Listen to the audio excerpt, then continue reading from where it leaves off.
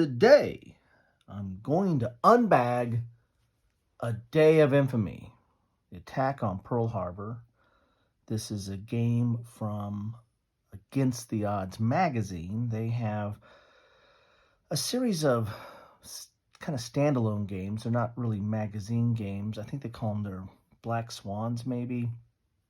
But they're games that I believe they include along with their annual. They have a subscription where you get 4 magazines, magazine games, so a magazine and a game. And then if you subscribe for their annual or annals, it's a 5th magazine that's usually a little bit more deluxe. It might have a bigger game or maybe multiple games, and then I think I never subscribed. I haven't subscribed. I bought almost all of them, but not through a subscription. I did it the hard way. But sometimes I think they give these standalone games, and you can buy these standalone games off their site as well. And they did a Labatt Friday, kind of a play on Black Friday, back in November, I believe it was, and giving out all kinds of games. I picked the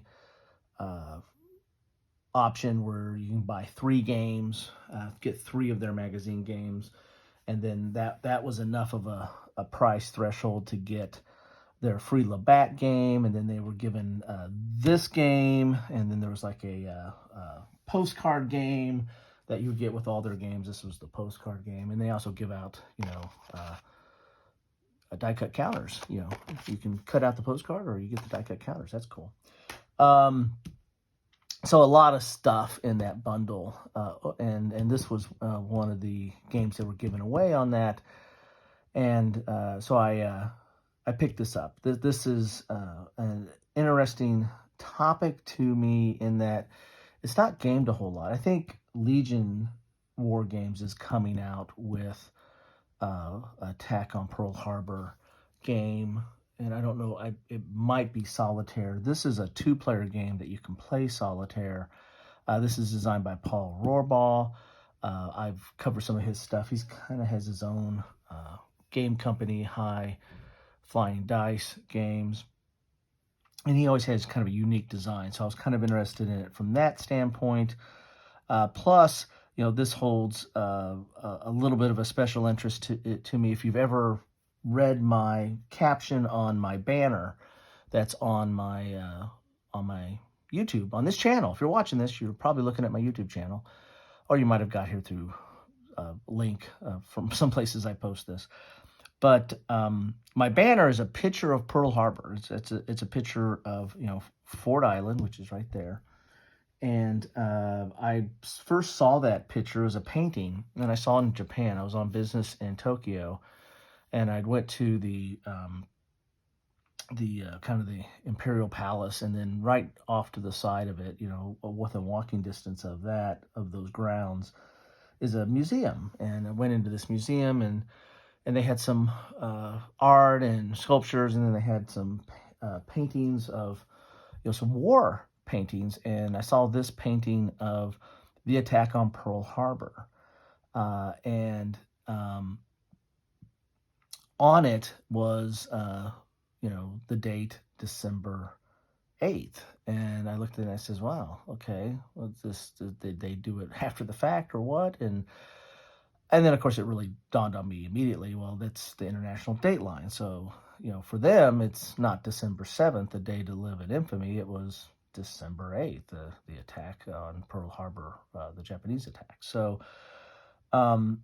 that always kind of struck with me of teaching me or reminding me or, giving us a perspective that there are different perspectives, that, you can look at the same event, you can look at it from a couple of different angles. You can look at it from our point of view and what it meant to the U.S., when I say our, people in the United States, or you can look at it from the point of view of the Japanese. What did that mean to them? And it was an entirely different date. So anyway, that always stuck with me as always trying to be mindful of looking at things from a different angle and trying to understand that angle. So So that's why I have that cover photo. So it's interesting finally to get a game that portrays that event as well. So these come in a bag. I mean, there's no cover there.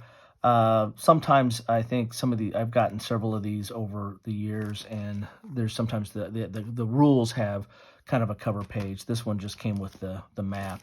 Actually, I think this is really the cover here, and they're advertising they're doing a subscription, right? So let's get into the bag here and take a look at what we got here. And they give mounted counters. That's kind of cool. If you get games from High Flying Dice, you don't get mounted. I think they have a few games that have die cut counters, but a lot of times they just have a real thick board and you got to X-Acto knife them yourself.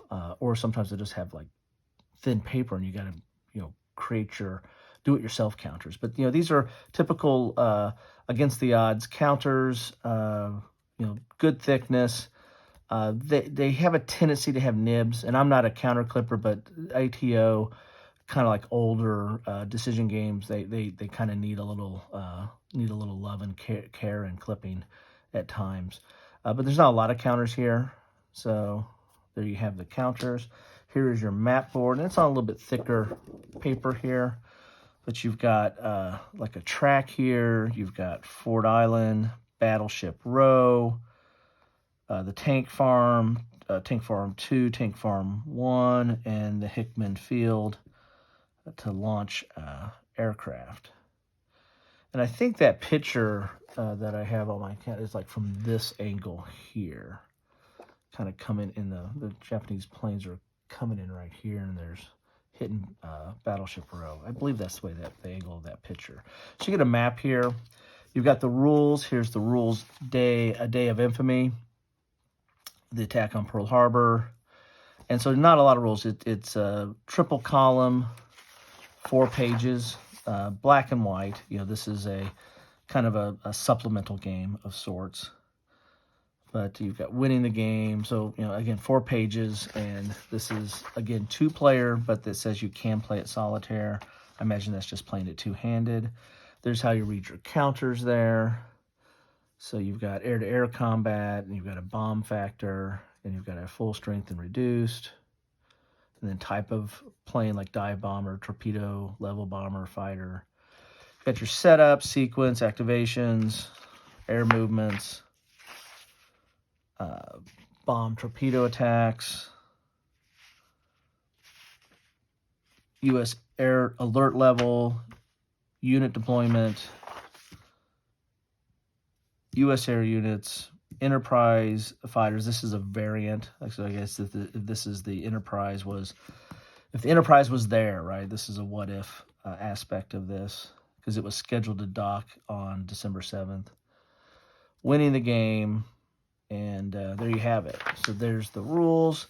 You get the random events. This is on thicker stock too, and different color, but this is your random events. It's 8.0, so it's picking up where the rules left off. The rules left off at 7.0, but this is a separate kind of player aid to keep track of the, random events.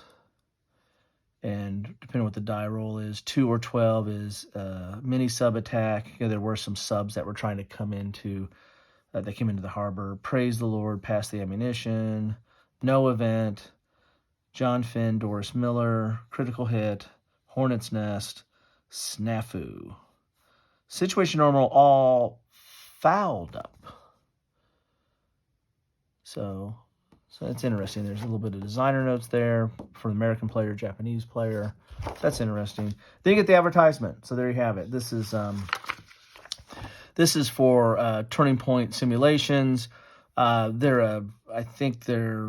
a separate line, but I think they all roll up to ATO, or Against the Odds publisher, which is like LPS. I'm throwing out a lot of acronyms there.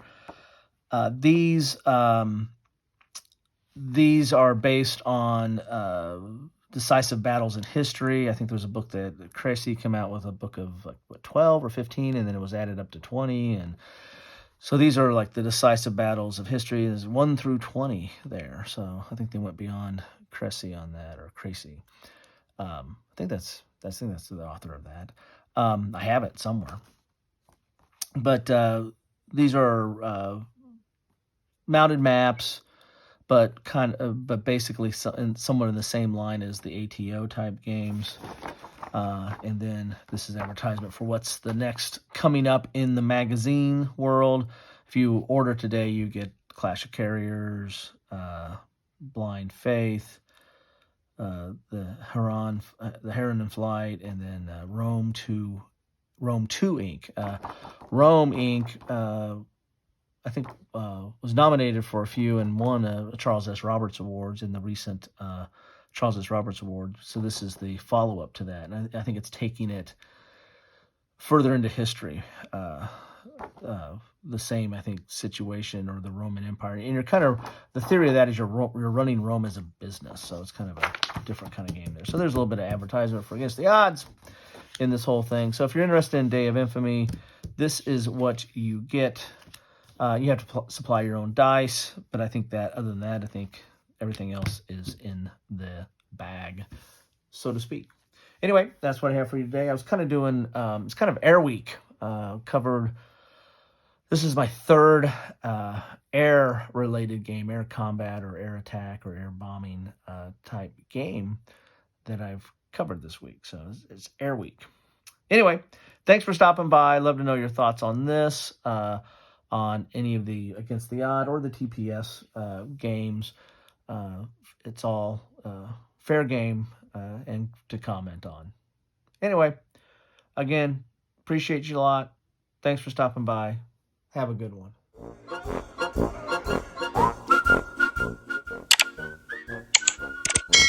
Thanks for watching.